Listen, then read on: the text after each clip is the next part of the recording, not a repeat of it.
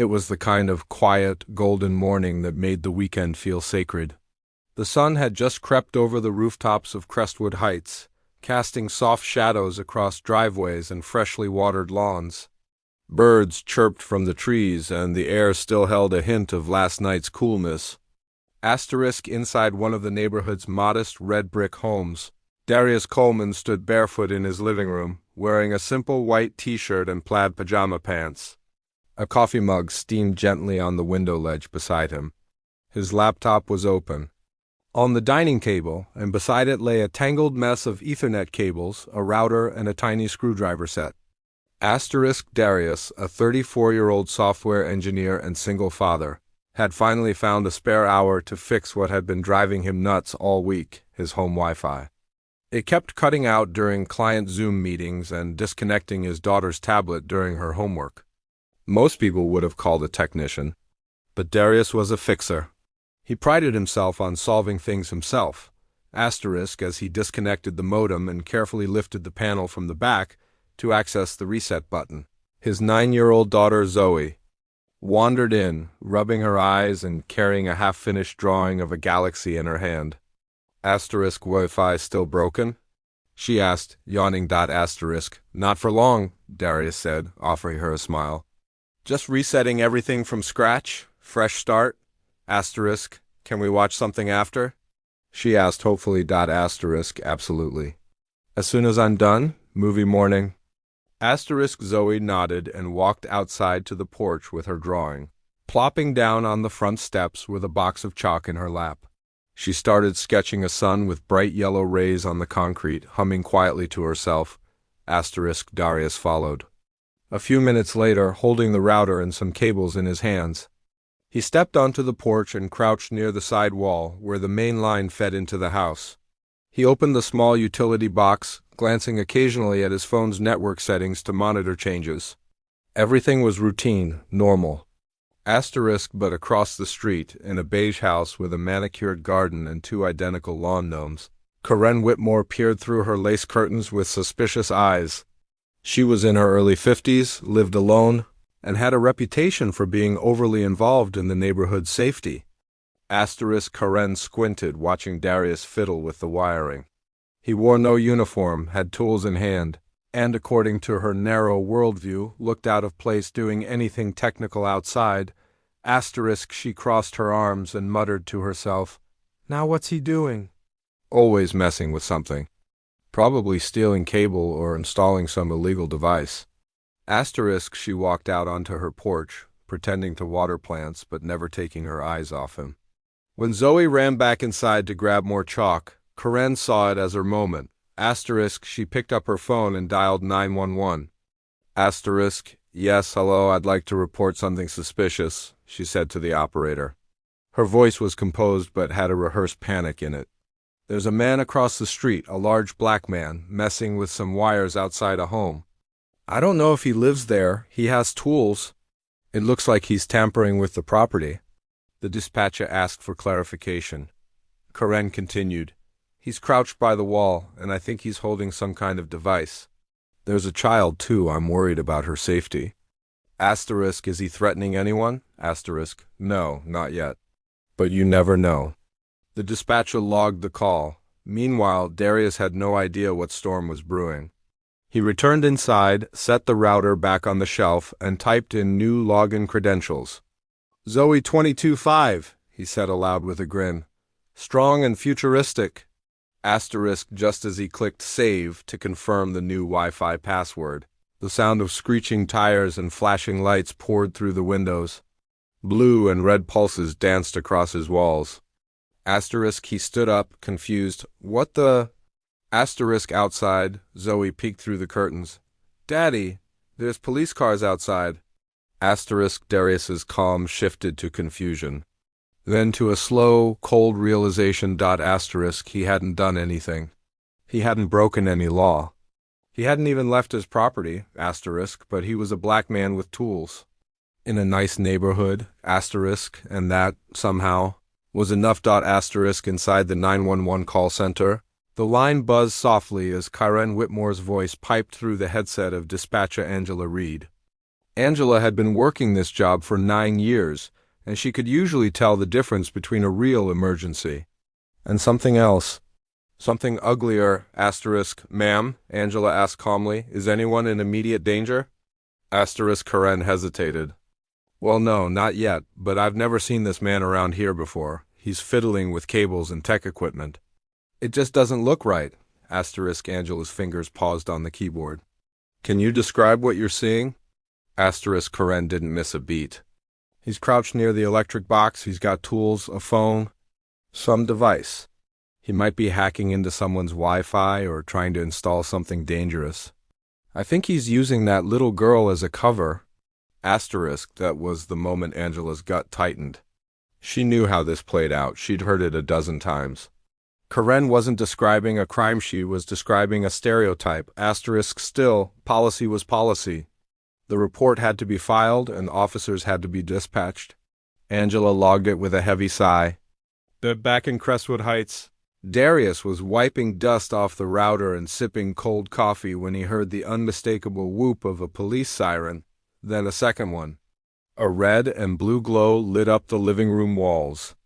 Zoe ran to the window, her face pressed against the glass. Asterisk. Daddy, she whispered, there are police, they're here. Asterisk. Darius stood up, his stomach flipping. Police? Asterisk. He wasn't speeding. He hadn't left the house. What reason? Asterisk. His eyes darted to the equipment still scattered on the floor. The cords, the toolbox, the modem. It hit him all at once. He walked toward the door with slow, cautious steps, heart pounding against his ribs like a warning drum. Zoe followed, clutching his shirt. Asterisk. Stay behind me, baby, he said gently. And do not come outside? He opened the door. 4 officers approached from the street, one with a hand resting casually near his sidearm.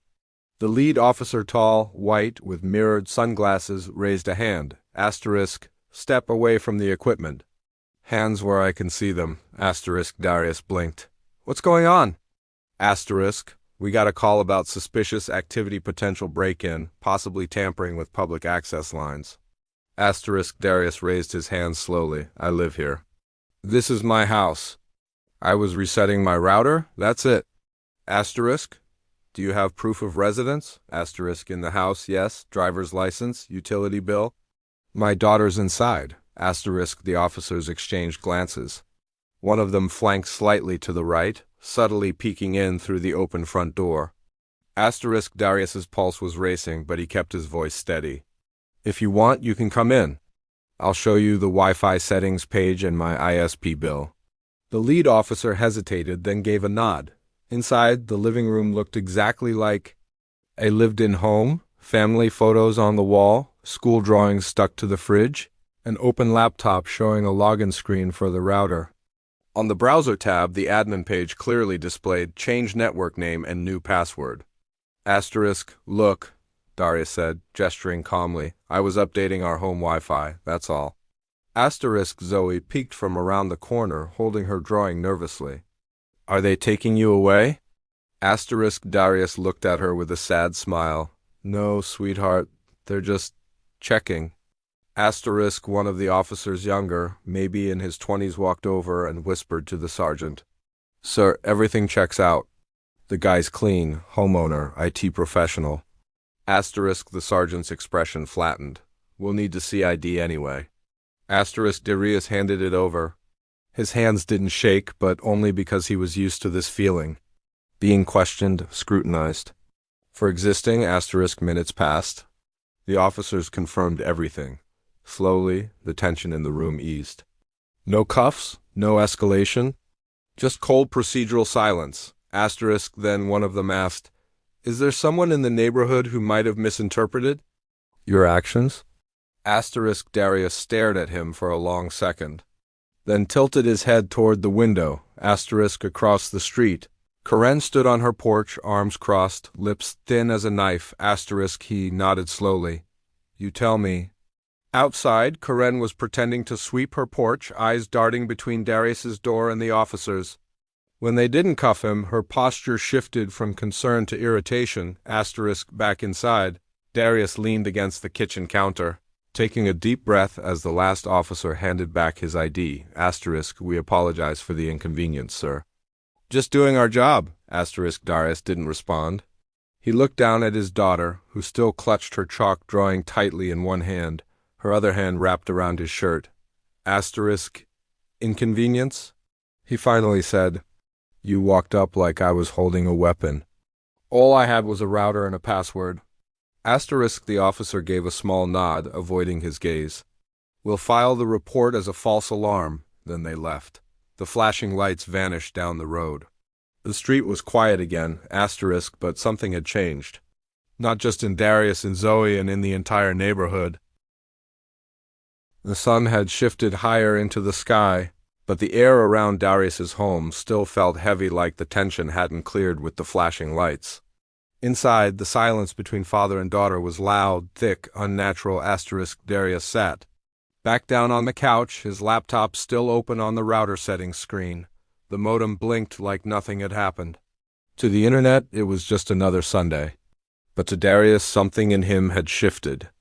A familiar ache, one he'd learned to carry since he was a teenager, now boiled behind his ribs like hot tar.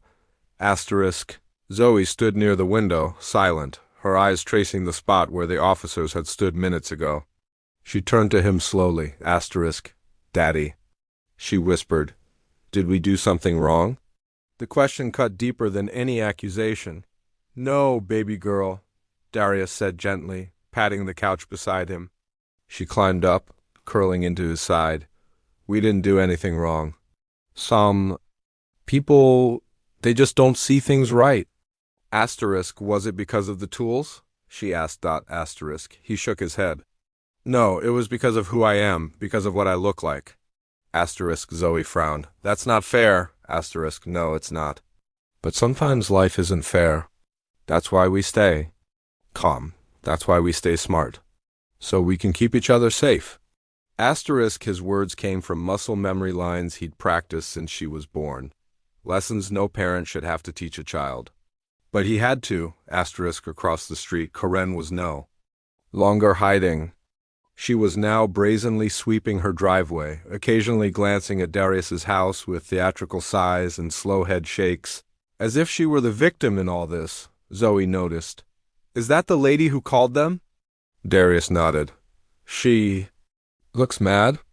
Asterisk. She always looks mad, he replied with a bitter chuckle. That's her favorite expression. Asterisk, he walked to the window and opened it slightly. Karen paused in her sweeping, subtly facing him, as if ready for an argument. Asterisk, but Darius said nothing. He simply stared, holding her gaze with a calm intensity. He didn't yell. He didn't throw accusations. He just stood in the sunlight like a man with nothing to hide and no intention of shrinking. Asterisk, Karen broke the eye contact first. She turned and walked back inside, slamming her front door with a little too much force. Later that afternoon, Darius sat at his desk writing an email to the local police department's non-emergency contact. Asterisk. Subject, formal complaint. False emergency call. Asterisk. He outlined everything: the call, the arrival, the absence of any illegal activity, and the potential racial bias behind the report. He included timestamps, names, even screenshots of his router setup process. He ended it with asterisk greater than, I believe this kind of misuse of emergency services puts me and my daughter in danger. I request this be logged and investigated appropriately. If my skin color was the only thing that made me a suspect, I want accountability. Asterisk. He hit send. Then he closed his laptop and exhaled like he had just released a weight tied to his chest. That evening, Darius took Zoe to the park 2 blocks away to clear their minds. As she played on the swings, his phone buzzed. It was a text from his coworker Mark, who lived nearby. Asterisk. Hey man, heard something weird from my wife. Said someone in the neighborhood called the cops on you. Asterisk. Darius sighed, thumbs flying over the keyboard. Asterisk greater than, yeah, Karen said I was doing suspicious activity, just resetting Wi-Fi. Cops came with hands on holsters like I robbed a bank. Mark replied instantly, greater than. Jesus, that's insane. I'm really sorry. You need anything, say the word. Asterisk Darius stared at the screen for a moment. He was used to the performative apologies. He didn't need pity, he needed consistency. People willing to show up, not just text-shocked reactions. He typed, greater than, thanks. Just tell people the truth, that's all. Asterisk as Zoe laughed from the monkey bars, Darius turned his attention to her. He knew she was young, but today had added another layer to her understanding of the world. The bubble around her childhood had thinned, and he hated that. Asterisk back at home that night, as he tucked her into bed, she whispered, "You were really brave today." Darius smiled, brushing a strand of hair from her forehead. "You know what bravery is?" he asked. She shook her head. "Bravery is doing the right thing even when you're scared, even when people treat you wrong, even when the world tries to make you small." "Then you're really," she said sleepily. He kissed her forehead. Asterisk. "No," he whispered. "We are." Asterisk as he turned off the light and closed her door. He glanced once more out the window toward Karen's house. For the first time, he didn't feel watched. He felt ready. The next morning, Darius sat at the kitchen table with a lukewarm cup of coffee in front of him, barely touched. The events of the previous day were still fresh, simmering in the back of his mind like a kettle just before the whistle. He had done nothing wrong, and yet the burden of proving his innocence had once again fallen on him, on his skin. On his presence, asterisk, he opened his email and saw a reply from the city's community relations officer. The subject line, formal complaint, false emergency call. He clicked. Greater than, Dear Mr. Coleman, asterisk, thank you for your report. Your concern has been logged. We've flagged the incident for internal review, and the body cam footage is being reviewed. We understand the seriousness of this matter and will be in contact if further steps are required. Sincerely, Officer Brannon, Community Response Division. Asterisk Darius sat back in his chair. He wasn't sure if it meant anything would actually change, but at least the system had a record now. A record that someone had called the police on a black man for changing his Wi-Fi password. Asterisk across the street, Karen's blinds twitched open and closed several times that day. She paced in her home, paranoid now. Her plan hadn't gone the way she intended. She had hoped for a brief moment of drama, maybe a warning issued, maybe a public scolding, or at the very least a neighbor who would stay in his place. Asterisk, but instead something else was happening. Something public, asterisk, that afternoon, one of the officers from the previous day, Officer Daniels, returned to Crestwood Heights, not with a squad car but in a community policing vehicle. He wasn't there to arrest anyone. He was there to knock on Karen Whitmore's door, asterisk, inside her house. Karen peeked through the peephole and hesitated. Then, reluctantly, she opened it, asterisk. Yes? She asked a defensive. Asterisk, Miss Whitmore, Daniels said. I'm following up on the call you made yesterday regarding Mr. Darius Coleman. I wanted to clarify some things. Asterisk, I already told the dispatcher everything, she said quickly. He was outside with tools, messing with cables. It looked suspicious, asterisk, right? Daniels nodded. And I reviewed the body cam footage. It clearly showed Mr. Coleman working on his own modem on his own property. There were no violations, no threats, nothing illegal.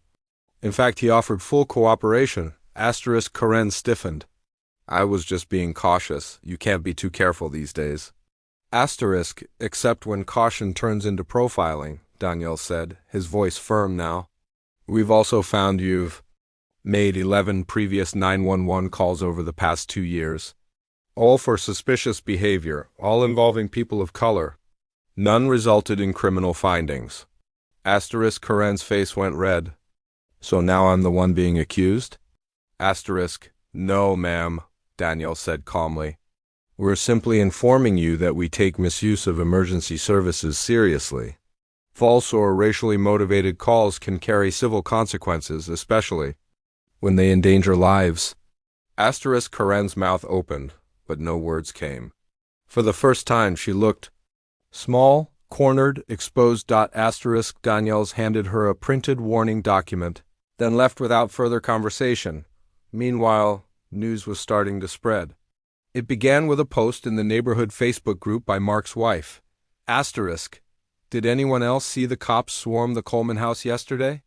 Apparently it was just Darius resetting his Wi-Fi. What is wrong with people? The comments exploded, greater than, wait, what? I saw the lights but had no idea it was that. Asterisk, Karen needs to be banned from calling 911 unless her house is on fire. Asterisk, this is horrifying, poor guy. Asterisk, Darius is the calmest, most respectful guy I've met. Zoe plays with my daughter. This is disgusting. Asterisk, within 24 hours, a local journalist from a community publication reached out to Darius for a comment. She had reviewed the public police report and wanted to bring awareness to the growing issue of racially motivated emergency calls. Asterisk, Darius was hesitant. He never liked attention. But something in him knew this wasn't just about him anymore. It was about his daughter. It was about all the kids in the neighborhood watching. It was about people learning what this kind of harmless call could actually become. Asterisk, he agreed to the interview. 2 days later, the article dropped. Asterisk, man reported for resetting his Wi-Fi. When racial bias wears a face and has a phone, asterisk, the story went viral in the community and beyond. The article detailed the incident, the call, the police response, and the subsequent fallout. It included quotes from Darius, footage excerpts, and a strong editorial message about how systemic racism isn't always violent. It's often silent. Coded and carried out through routine systems like 911, asterisk. Karen's name wasn't included, but everyone in the neighborhood knew, asterisk. The article ended with a quote from Darius, asterisk greater than I didn't call the police, I didn't make it a scene. I didn't raise my voice, but I was still the one treated like a threat. All I did was change my password.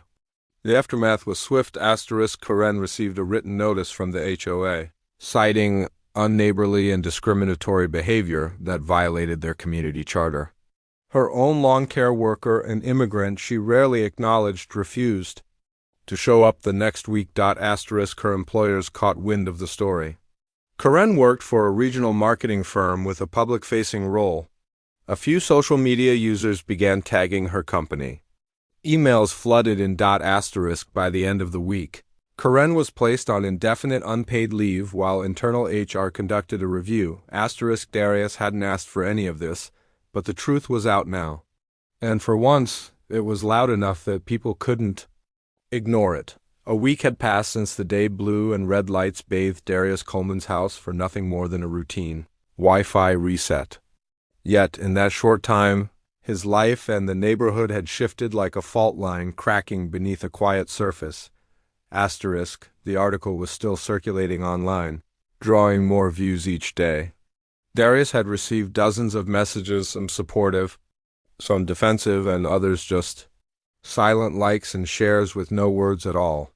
But the most important feedback came from the people closest to home. Asterisk, at Zoe's school, 3 different parents approached Darius during morning drop-off.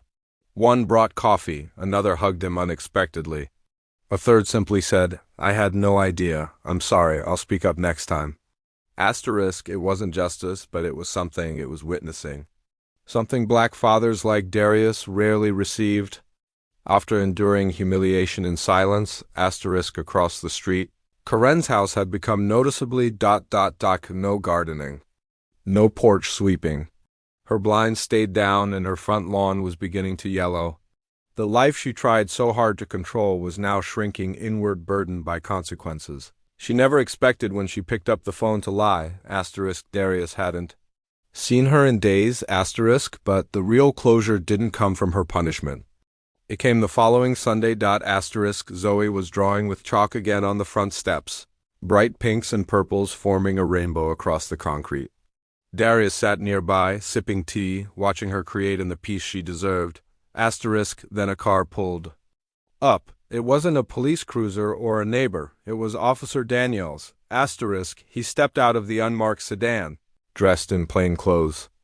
In his hand was a white envelope. Morning, Mr. Coleman, he said with a respectful nod. Morning, officer. Asterisk, no badge today. Just Daniel, he said with a half smile. I wanted to stop by personally. The department concluded the internal review. I'm allowed to share the findings. Darius stood up, taking the envelope. There's a note in there confirming your full compliance, clean conduct, and our recommendation that the caller Karen Whitmore be formally cited if a similar incident occurs again. We also filed her pattern of calls with the city watch list for potential 911 abuse. Darius nodded slowly, grateful but not celebratory. I appreciate you coming, he said, and for handling it professionally. Daniels looked down for a second. Truth is, I've been a cop for 11 years. I've responded to real crimes, real emergencies. And then I've responded to ... What happened here? It shouldn't happen anywhere. Zoe stood up, brushing chalk dust from her hands. Is everything okay, Daddy? Darius looked down at her and smiled. Yeah, baby, everything's okay now. Daniels gave a small wave to Zoe and turned to leave.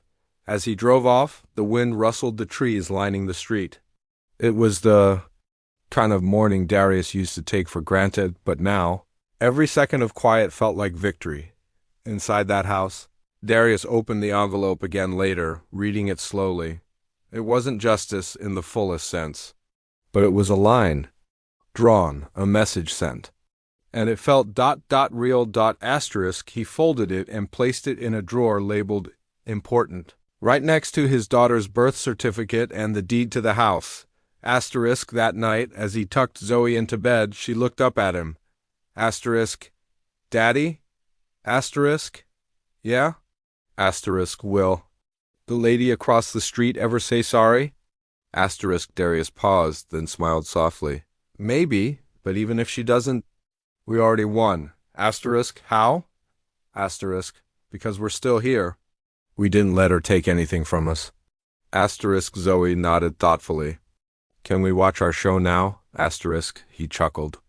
Only if you brushed your teeth. As she scrambled out of bed, giggling, Darius looked out the bedroom window one more time. The porch light across the street was off. No more watching, no more whispering. Just peace, and maybe, finally, a little progress,